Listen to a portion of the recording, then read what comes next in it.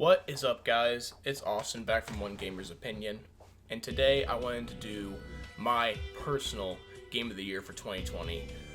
Just to talk to you guys real quick before we really get into it, I wanted to let you know what the heart of this video is. It's not a very extreme critical look at this year's games where I rank everyone and then really find out what the best is. It's just out of the games I've played this year, what are my personal favorites and what I think the best games are this year. For me, we all have personal taste, personal preferences, and I believe that these are the best 6 games from my eyes. Before we really dive into my favorite 6 games, though, I wanted to talk about some honorable mentions. So let's look at Doom Eternal. I know it once nominated for Game of the Year for the Game Awards. I just personally haven't played it yet. I'm sure it's a great shooter. Also, shooters really aren't my personal preference, so I'm sure it's a great game. I just haven't really had a chance for it. Same with Hades, also nominated for this year. Another one I haven't got around to. And then some bigger games that came out at the end of the year: Assassin's Creed Valhalla, Demon's Souls, and Yakuza Like a Dragon. I have not had a chance to really dive into any of those yet, so they're also not going to be on today's list. Not because I don't like those games. I actually probably would like all of those games. I just haven't had a chance to really dive into them yet. So maybe later down the line I'll go back and do a revised version of this when I've played all these games. Also, another honorable mentions: Ori and the Will of the Wisps is another one I haven't had a chance to get to. Same with Half-Life Alyx. I don't have a VR headset that could play it. And obviously Cyberpunk 2077 is not out yet, and I do not have a review copy of it, so I have not had a chance to dive into that one. So that's another one that I would really like to, I think would make this list, but so those are all the ones that I haven't had a chance to get to. I know they're great games. I'm going to get to them eventually, but as of right now, I haven't. But with that, let's get into number 6. My 6th favorite game of the year this year is Fall Guys, and honestly, I was super excited for this game to come out. I was looking forward to it for a long time. When I first saw its first little glimpses of the game, it looked like my kind of game, and I was super excited, and I got it on release day, and I played it for a long time. It was a lot of fun. I think it really shines when you're playing it with friends. I have a couple friends that I play this with a lot, and when my internet's willing, I love just playing on there for hours with them. It's I'd say best with friends. It's alright when you're playing by yourself, but I think this game really shines, though, when you're playing with friends. The customization is awesome. I love all the different costumes they added, and I think Season 1 and Season 2 have really been good with that. I hope they continue with that, and I think my favorite thing with it is the limited microtransactions. You can go in there and buy extra currency, but if you're playing the game, you have more than enough currency to buy pretty much any costume you would want. So there's such customization with your character, and you don't need to pay any money in the game really for it. I think it loses its shine a little bit after you play it for a while. It's still a very fun game, but it gets a little repetitive the more you play it, but it's still, like I said, a lot of fun, but it's not quite at the heights it is when you first start. And I think it's one that, as it continues to get support, I'm going to keep coming back to. Maybe when the next season drops, I'll hop back in and play it a little more. I think it's a game that maybe every 2 or 3 months you hop on for a week or two, you get your fix of it, and then you move back on to your other games. But I think it's personally one of the games I've had the most fun with this year, and I love these style of games, and I think it really just came at a great time in 2020.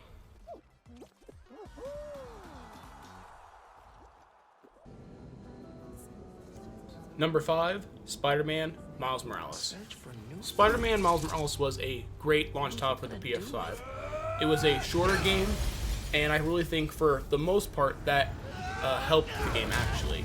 It didn't feel like I was having to slog through this game, which I feel like a lot of games that start getting closer to the 50-60 hour mark, by the time you get about halfway through, you sometimes start hitting that wall of maybe wanting to move on.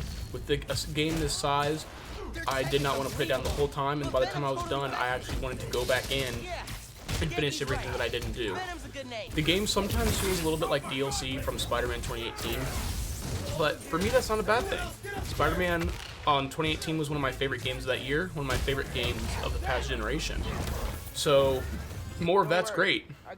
And it takes all the good stuff and removes the bad parts, removes the weird stealth missions, removes the way they set up the crime, or really changed the way they set up the crimes to make completionists be able to finish the game a little quicker, and it really just is a solid package. It doesn't have quite the highs as maybe other games do, especially all the games past it on this list, but it doesn't have, I would say, any serious low points either.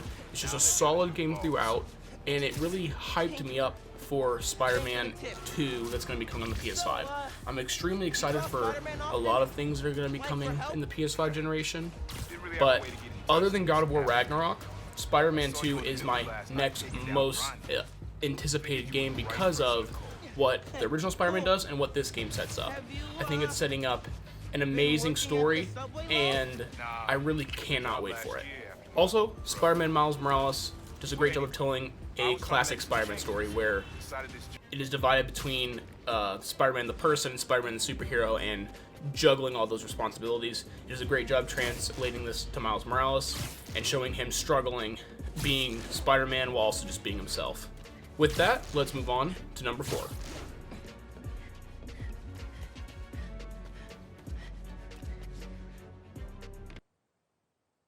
Number 4, Last of Us Part 2. This one is probably the most controversial on the list. Most people either have it as their favorite game of the year, or it's probably not even on their top 6. But for me, it's lost in right at the middle. This game has some of the highest highs, but also some of the lowest lows for me personally this year. Its highs, I think all the things you could probably expect. Its cutscenes, acting, animations, technical work. I think all of that is just so great in The Last of Us Part 2. It takes everything that Naughty Dog's been working on with the original Last of Us and Uncharted 4 and just takes everything to a whole new level. It also, I think, has great stealth gameplay, honestly. The gun gameplay is alright, but like the stealth and the way that works, I found really satisfying. And the story is where I think it has some of its lows. I think a lot of it landed, but it just missed on some small areas where it ended up letting me down. I wish it had ended in 2 or 3 different spots in the story, but it felt like it just kept going. And if it had ended in those different spots, this game honestly might have been a 10 out of 10 for me. But it kept going, and where it ended up ending, I wasn't very satisfied with. I also think the game's a little too transparent on how it is trying to make you feel. Like, the story is manipulating you to make you feel a certain way. And I think it's a little too on the nose. If it had pulled back a little bit and not been so forceful with that, I also think that really might have helped the story. Overall, I really like this game. It was my most anticipated game of the year, and it didn't live up to the hype for me, but it's still a very good game with all of its technical aspects. Really brings video games to a new place there, but just didn't quite land for me with the story.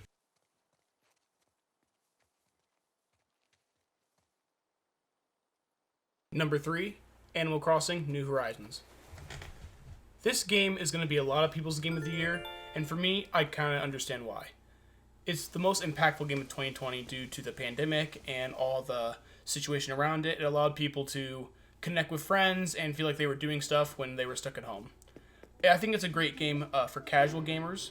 Personally, my wife, this is probably her favorite game, and I've really enjoyed playing it too. I think on my island I've put in nearly 90 hours, and then I've put countless hours on her island before I got my Switch.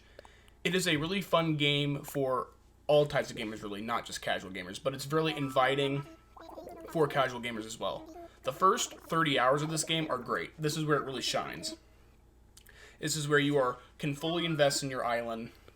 You are working towards a goal, and then once you hit that goal, this is where the game kind of drops off for me, and it becomes more of a side/second game that you can get on for 5-10 minutes a day and just do a little bit, but it's never your main game after those first 30 hours for me.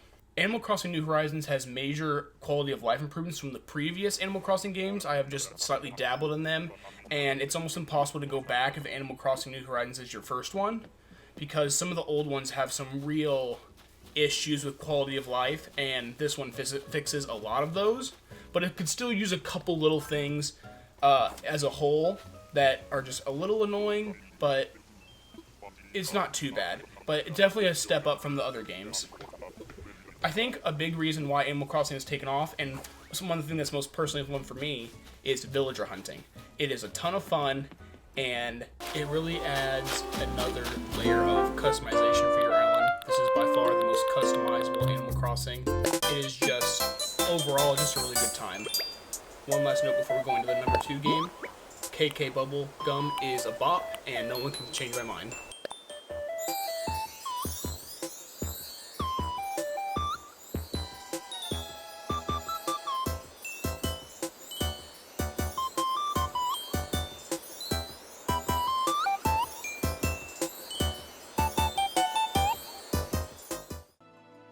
Number 2, Final Fantasy VII Remake. I'd argue that Final Fantasy VII Remake has the best combat of 2020 and also has my favorite characters from gaming this year.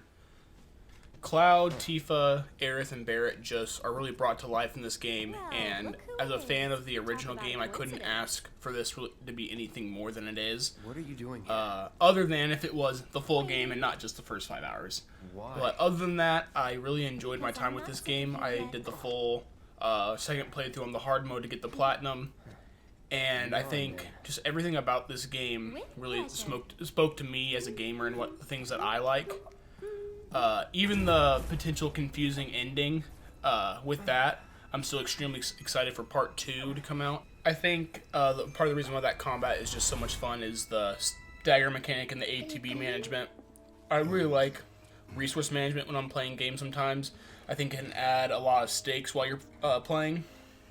And I think both of these mechanics do a really good job with that. I wish I didn't have to. Also, I like a lot of the game design, other than the point A to point B chapters. I think those are a little much for padding, but other than that, I really liked the way the game was made. I think it has great visuals. It's one of the best looking games of 2020. And like I said, the story is amazing. It just goes a little off the rails at the end. I think becomes a little unrealistic. But other than that, the story really spoke to me. So this game really is a lot of high points with just a couple misses here and there. And I really love this game for 2020.